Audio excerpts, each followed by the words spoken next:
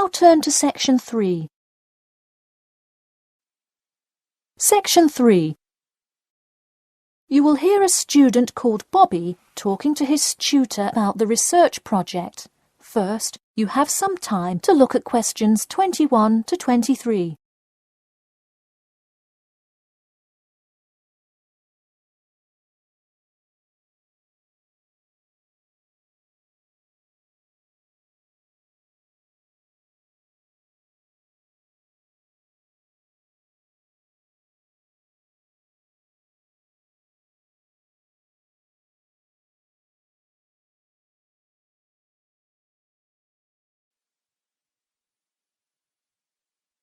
Now, listen carefully and answer questions 21 to 23.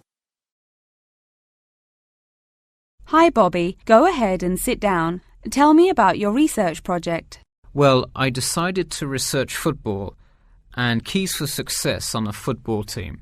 That sounds great. What are the guidelines for the test? Did the teacher talk to you about it in class? No, everything is on a handout that was passed out.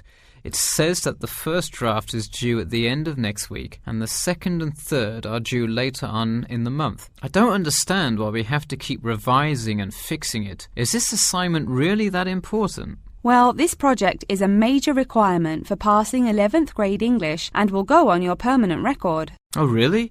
Does that mean it will affect what English level I am placed in next year? Well, not exactly. You need a good grade to move on, but it is your overall grade and teacher recommendation that determines what level of English you are placed in next year. Anyway, tell me about your topic choice. Do you play football? Well, actually, it's because my father loves the sport. He watches it every weekend. Cool. It's a good idea to report on something you're interested in. Before you hear the rest of the talk, you have some time to look at questions 24 to 30.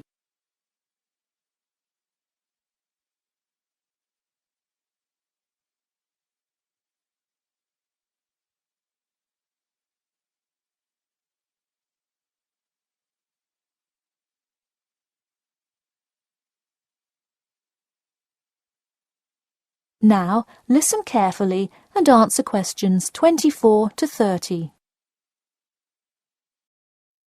I see you worked hard calling players and the head coach to talk, so let's see what information you got. Well, you have to listen carefully to the first call on the recording. It's really hard to hear because the background noise is louder than the person's voice. Yes, it is a bit tough to discern. I'm afraid the player's answer is too short as well. You will have to interview him again and try to get him to give a better answer. Okay, I thought that might happen. I will call him again tomorrow.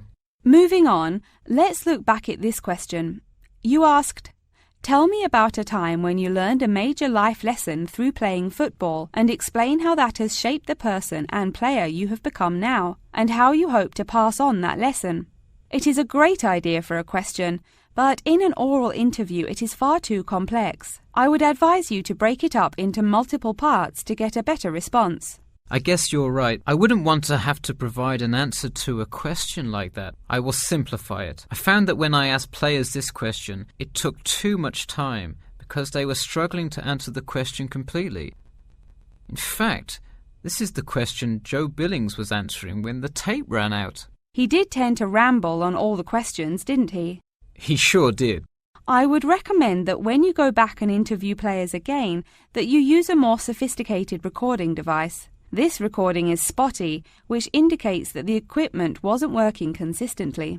Okay, I guess it probably wasn't the best idea to use the sound recorder on my phone. Hey, could you give me some feedback on the content of the report itself? Sure. Let's start by focusing on your topic. While I like that you chose to cover football, it seems inexplicit. The keys for success of a player and team is quite an interesting topic, but what is your thesis? That is to say, what conclusions can you draw from your research? I would suggest coming up with a strong thesis statement and then shaping your report based on that. Is it really too vague? I put a whole lot of facts into it. I list the top 10 goal scorers in football history and later on provide statistics for a few of the most famous coaches and their records as coaches. I think that's great that you included these facts, but I think you focus too much on the facts and not enough on connecting these facts to make your point. Ah, I see. Okay. So it looks like I have quite a bit of work to do before the deadline. That is the end of section 3. You now have half a minute to check your answers.